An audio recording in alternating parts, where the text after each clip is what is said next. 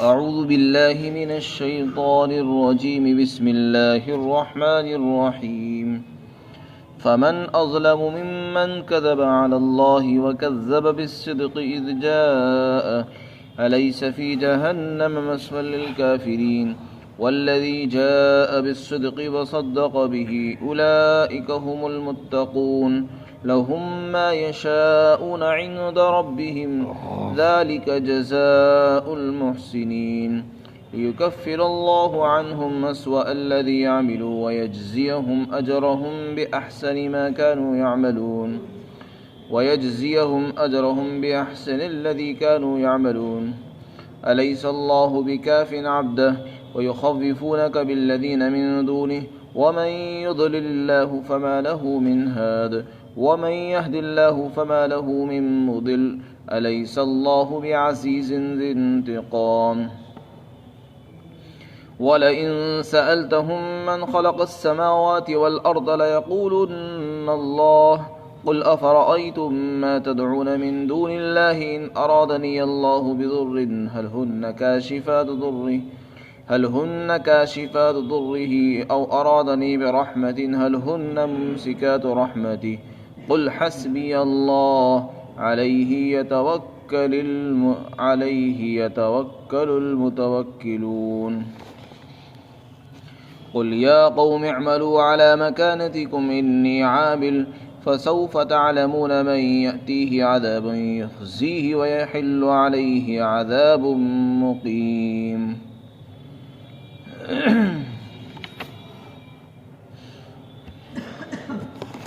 اور اس شخص سے بڑا ظالم کون ہوگا جس نے اللہ پر جھوٹ باندھا اور سچی بات کی یعنی قرآن یا کلمہ طیبہ کی تکذیب کی اور اس کو جھٹلایا جبکہ وہ اس کے پاس آ گیا. کیا جہنم میں کافروں کا ٹھکانہ نہیں ہے؟ اور جو شخص سچی بات لے کر آیا اور اس نے سچی بات کی تصدیق بھی کی تو یہی وہ لوگ ہیں جو متقی اور پرہیزگار ہیں، اور ان کے لیے ان کے پروردگار کے پاس وہ ملے گا جو یہ چاہیں گے، اور یہ نیک کام کرنے والوں کا بدلہ ہے، تاکہ اللہ تعالیٰ ان اعمال کا کفارہ فرما دے جو انہوں نے برا اعمال کیے، اور ان کو ان کے اعمال کا اجر و ثواب عطا فرمائے جو انہوں نے اچھے اعمال کیے. کیا اللہ تعالیٰ اپنے بندے کے لیے کافی نہیں ہے؟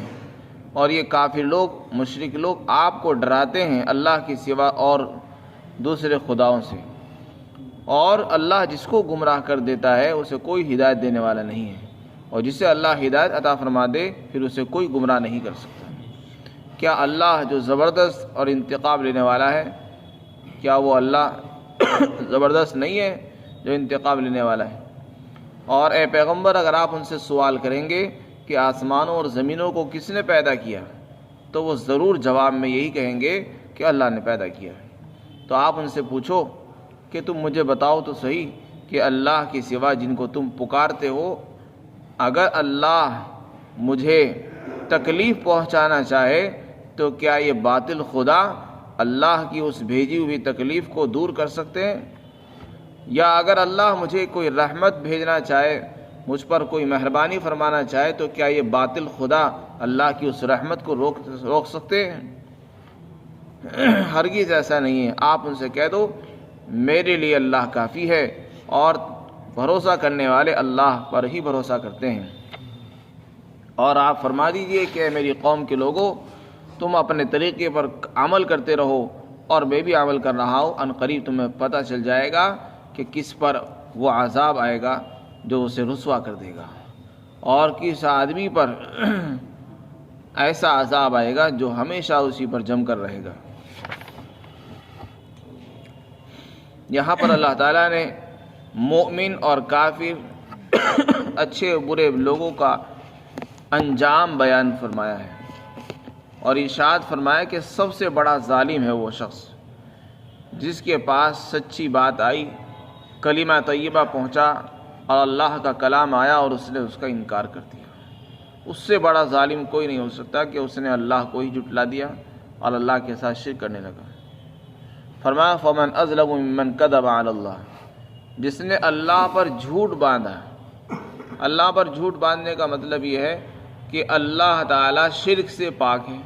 اللہ نے پورے قرآن میں توحید کی دعوت دی، سارے نبیوں نے یہی دعوت دی کہ ایک اللہ ہے، اس کے سوا کوئی خدا نہیں ہے۔ اور آج کے مشرک اور بت پرست کہتے ہیں کہ نہیں، اور بھی خدا ہیں، اور اس پر جرأت اور دلیل یہ پیش کرتے ہیں کہ اللہ نے ہمیں حکم دیا ہے۔ ایک تو اللہ تعالیٰ شرک سے پاک ہے، خود شرک سے منع کر رہا ہے کہ شرک جو آدمی شرک کرے گا میں اس کو نہیں معاف کروں گا، اور ہر گناہ کو معاف کر دوں گا لیکن شرک کو معاف نہیں کروں گا۔ لیکن جب ان سے کہا جاتا ہے کہ تم لوگ شرک نہ کرو تو یہ کیا کہتے ہیں؟ کہتے ہیں ہم نے اپنے بڑوں کو اسی طرح پایا ہے اور ہمیں تو اللہ نے حکم دیا ہے۔ قالوا وجدنا علیہا آباءنا واللہ امرنا بہا، کہتے ہیں ہم نے تو اپنے بڑے باپ داداؤں کو اسی راستے پر پایا ہے، ہم تو اسی راستے پر اپنے بڑوں کے دین پر چل رہے ہیں، اور دیکھو ہم کوئی غلط کام نہیں کر رہے ہیں۔ اوپر سے دلیل بھی پیش کرتے ہیں واللہ امرنا بہا، کہ اللہ ہی نے ہمیں اس بات کا حکم دیا ہے۔ بھلا اگر اللہ ہم سے ناراض ہوتا تو اللہ ہمیں رزق کیوں دیتا، ہمیں دنیا کیوں دیتا؟ اللہ تعالیٰ نے ہمیں سب کچھ دے رکھا ہے، کاروبار دے رکھے، تم سے زیادہ اچھا دے رکھا ہے۔ تو اس بات کی علامت ہے کہ اللہ ہم سے خوش ہے اور ہمارے شرک سے بھی خوش ہے۔ تو شیطان نے ان کو اس غلط فہمی میں مبتلا کر دیا، چونکہ اللہ کی طرف سے فوری پکڑ نہیں ہوتی ہے، اس لیے کافر اور مشرک لوگ غفلت میں پڑ جاتے ہیں اور یہ سوچنے لگتے ہیں کہ شاید تم صحیح راستے پر ہو، کیونکہ اگر ہم غلط راستے پر ہوتے تو خدا کی پکڑ آ جاتی، اور خدا کی پکڑ ابھی آئی نہیں، اس کا مطلب یہ ہے کہ ہم صحیح ہیں۔ اسی طریقے سے اللہ کے اولاد تجویز کرتے ہیں کچھ لوگ، اور یہ کہتے ہیں کہ اللہ صاحب اولاد ہے، حالانکہ اللہ اولاد سے پاک ہے۔ تو یہ بھی اللہ پر جھوٹی تہمت لگانا ہے، جھوٹا بہتان ہے۔ تو اللہ کے لیے اولاد کو تجویز کرنا، اللہ کے شرکا ماننا اور شرک کرنا، یہ سب اللہ پر جھوٹ باندھنا ہے۔ وَكَذَّبَ بِالصِّدْقِ، دوسرا جملہ جو ارشاد فرمایا کہ سچی بات کا انکار کیا ہے، تو حضرت عبداللہ ابن عباس رضی اللہ عنہ جو مفسر قرآن ہے وہ فرماتے ہیں کہ اس سے مراد کلمہ طیبہ لا الہ الا اللہ ہے۔ بعض لوگوں نے کہا سچی بات سے مراد قرآن ہے، کہ جس نے قرآن کا انکار کر دیا، جس نے اللہ کے کلمے کا انکار کر دیا، نبیوں نے لا الہ الا اللہ پیش کیا، اس کا انکار کر دیا، تو اس سے بڑا ظالم کوئی نہیں ہے، کیونکہ اس نے اپنی دنیا بھی تباہ کر دی اور آخرت بھی تباہ کر دی ہے، کیونکہ اللہ پر جھوٹا بہتان لگا کر اس نے اپنے لیے جہنم کو ہمیشہ ہمیشہ کے لیے خرید لیا ہے۔ اذ جاء، فرمایا جب سچی بات اس کے پاس پہنچی تو پھر اس نے اس کا انکار کر دیا۔ اللہ تعالیٰ فرماتے کیا جہنم میں کافروں کا ٹھکانہ نہیں ہے؟ استفہام تقریری ہے، یعنی ضرور ہے، ان کے لیے جہنم میں ٹھکانہ ہے، لہذا انہیں خوش نہیں ہونا چاہیے۔ اس کے بعد ارشاد فرمایا ایمان والوں کا انجام بیان کیا۔ ایمان والے وہ لوگ ہیں، فرمایا نبی پاک صلی اللہ علیہ وسلم اور تمام انبیاء علیہ السلام وہ لوگ ہیں جو سچی بات لے کر آتے ہیں، اور ان کی سچی بات لا الہ الا اللہ کی گواہی ہے۔ فرمایا جو سچی بات لے کر آیا اور اس کی تصدیق بھی فرمائی، یہ لوگ متقی ہیں۔ اس میں انبیاء بھی داخل ہیں اور اس میں رسول اللہ بھی داخل ہیں، اور جو لوگ نبیوں والا عمل کرتے ہیں، انبیاء علیہ السلام والی محنت کو انجام دے رہے ہیں، حق کی دعوت دے رہے ہیں، وہ بھی اس میں شامل ہیں۔ تو ایسے لوگ متقی ہیں، پرہیزگار ہیں۔ ایسے لوگوں کا کیا انجام ہوگا؟ فرمایا جنت میں ان کو وہ ملے گا جو وہ چاہیں گے، یعنی من چاہی چیزیں ان کو نصیب ہوں گی، جس چیز کو ان کا دل کرے گا وہ ان کے سامنے حاضر کر دی جائے گی۔ تو یہ ایک ایسا جملہ ہے جو ہر چیز کو شامل اور عام ہے، یعنی آدمی کو جس چیز کی بھی تمنا ہوگی، حاجت ہوگی، ضرورت پیش آئے گی، اللہ تعالیٰ اس کے سامنے وہی چیز حاضر فرما دیں گے۔ لہم ما یشاؤون، تو یہ صلہ اور بدلہ ملے گا ان کے اس اعمال کا جو دنیا میں کرتے تھے۔ اس لیے آگے فرمایا یہ بدلہ اور صلہ ہوگا نیک کام کرنے والوں کا۔ تو جو لوگ دنیا میں نیک کا عمل کرتے ہیں، ایسے لوگوں کو اللہ نے خوشخبری سنائی کہ انہیں صبر کرنا چاہیے، دنیا کی تکلیفوں سے پریشان نہیں ہونا چاہیے، ان کے نیک عمل کا بدلہ ان کو بہت جلد ملنے والا ہے، اور پھر وہ جو چاہیں گے وہ ملے گا۔ دنیا میں ان کو تکلیف پیش آ سکتی ہے، دنیا میں ان کے لیے مصائب آ سکتی ہیں، رکاوٹیں آئیں گی، لیکن آخرت میں ان کے ہی مزے ہوں گے آخرت میں۔ پھر آگے دوسرا انعام بیان کیا کہ ہم نے ان کو متقی اس لیے فرمایا تاکہ ان سے ان کے برے اعمال کا کفارہ فرما دے۔ جو لوگ دنیا میں نیک اعمال کر رہے ہیں اور سچائی کی تصدیق فرماتے ہیں، اللہ کے کلمے کو اختیار کرتے ہیں، اللہ تعالیٰ پھر ان کے برے اعمال کو بھی مٹا دے گا اور ان کے اعمال کا ان کو اچھا بدلہ عطا فرمائے گا۔ کیونکہ انسان سے بعض مرتبہ مومن سے، مسلمانوں سے بھی کچھ غلطی ہو جاتی ہے، چھوٹے موٹے گناہ ہو جاتے ہیں، کچھ گستاخیاں ہو جاتی ہیں، تو جو برے اعمال ایمان والوں سے صادر ہو جائیں گے، اللہ تعالیٰ نیک اعمال کی برکت سے ان کے برے اعمال کو مٹا دے گا، اور وہ نیک اعمال ان کے برے اعمال کا کفارہ بن جائیں گے، وہ برے اعمال ان کے ختم کر دی جائیں گے، اور ان کو ان کے اعمال کا اجر و ثواب اچھا دیا جائے گا جو وہ اچھا عمل کرتے تھے۔ فرمایا وَيَجْزِيَهُمْ أَجْرَهُمْ بِأَحْسَنِ الَّذِي كَانُوا يَعْمَلُونَ، اور ان کو اللہ تعالیٰ اجر عطا فرمائے، بہترین اجر ان اعمال کا جو وہ کرتے تھے۔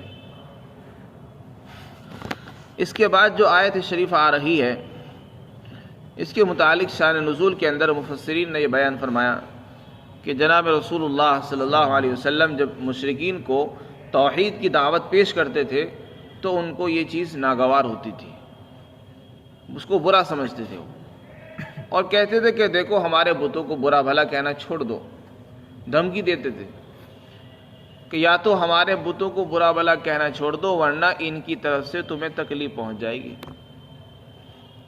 یعنی مٹی کے بنے ہوئے بت ہیں، ایک تو مٹی کے بنے، پتھر کے بنے ہوئے ہیں، اولاً تو وہ خود بے جان ہیں، خود کچھ نہیں کر سکتے، ہل نہیں سکتے، حرکت نہیں کر سکتے، ان بے جان بتوں سے خود بھی ڈرتے ہیں اور نبی کو بھی ڈراتے تھے۔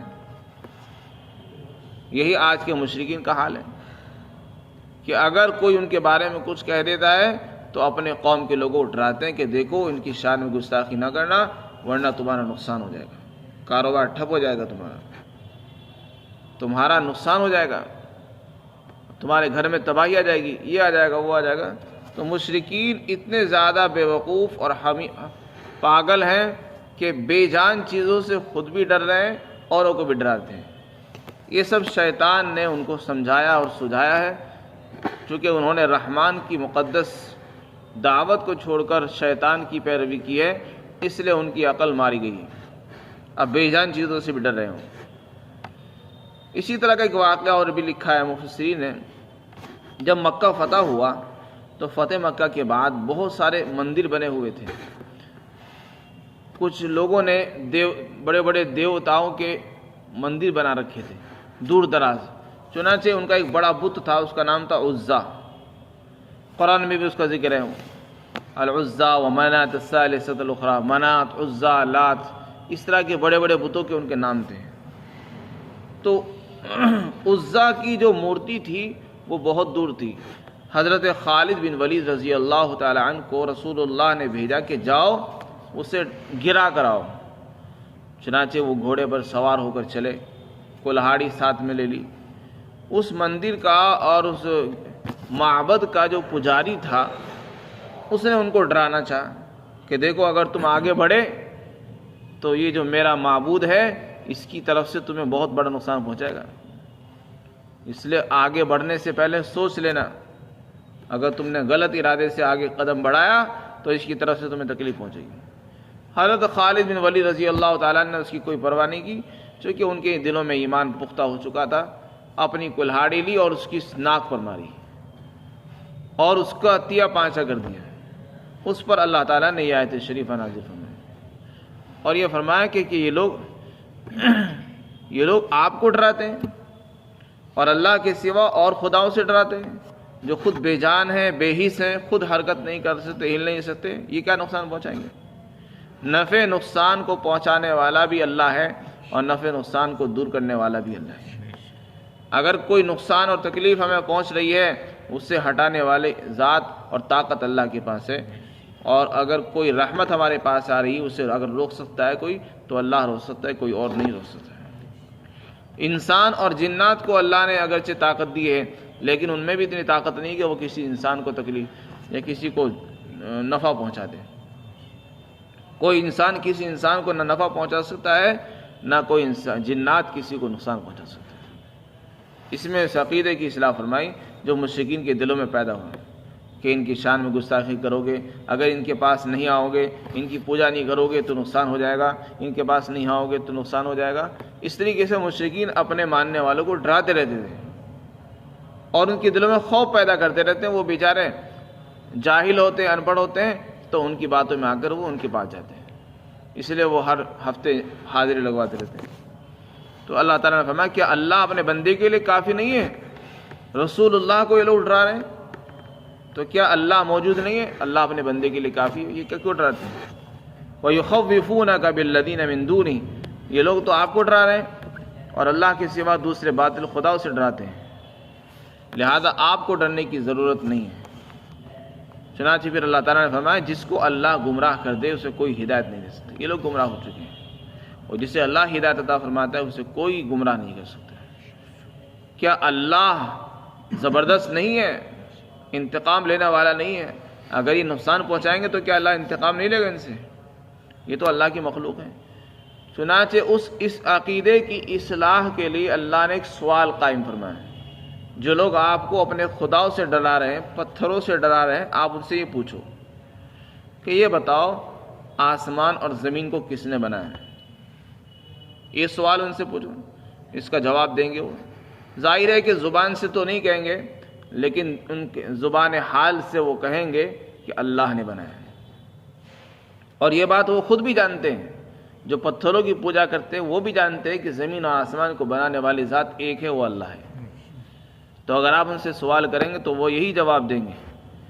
پھر آپ ان سے دوسرا سوال یہ کرو کہ اچھا یہ تو بتاؤ اللہ کے سوا تم جن خداؤں کی پوجا کرتے ہو، جن سے مجھے بھی ڈرا رہے تھے، یہ بتاؤ اگر ان کے اندر واقعتاً اتنی پاور اور اتنی طاقت ہے کہ مجھے نقصان پہنچا دیں گے، تو اچھا یہ بتاؤ کہ اگر اللہ مجھے نقصان پہنچانا چاہے، میرا رب مجھے نقصان تکلیف پہنچانا چاہے، تو کیا یہ تمہارے خدا اس نقصان کو ہٹا دیں گے؟ اگر تمہارے خیال کے مطابق ان میں نقصان پہنچانے کی طاقت ہے تو ان میں اتنی طاقت بھی ہونی چاہیے کہ میرے اوپر پہنچنے والی تکلیف کو ہٹا دیں۔ تو اس کا جواب دو۔ تو ان سے سوال کیا، فرمایا اگر میرا اللہ مجھے نقصان تکلیف پہنچانا چاہے تو بتاؤ تمہارے خدا اس کو دور کر دیں گے؟ یا میرا رب اگر مجھ پر کوئی مہربانی فرمانا چاہے تو کیا تمہارے خدا اس کو روک دیں گے؟ ظاہر ہے ان میں یہ طاقت نہیں ہے، ظاہر ہے ان میں طاقت نہیں ہے، یہ بات تم خود بھی سمجھتے ہو اور ہمیں بھی نظر آتی ہے۔ وہ تو بے جان پتھر ہے، کس طرح نقصان دور کر دیں گے اور کس طرح کسی کے نفع کو دور کر سکتے ہیں؟ جب ان میں یہ صلاحیت نہیں ہے تو میں کیوں ڈروں ان سے؟ اور تم مجھ کو بے جان خداؤں سے کیوں ڈراتے ہو؟